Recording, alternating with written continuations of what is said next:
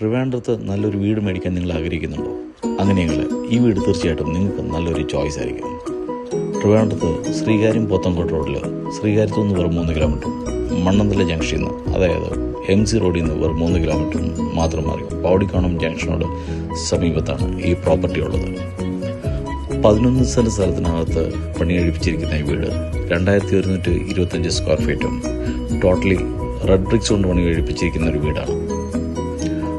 3 ബെഡ്റൂമാണ് ഇതിനുള്ളത്. എല്ലാം അറ്റാച്ച്ഡ് ബാത്റൂംസാണ്. അഡീഷണൽ ആയിട്ട് ഒരു ബാത്റൂമും ഉണ്ട്.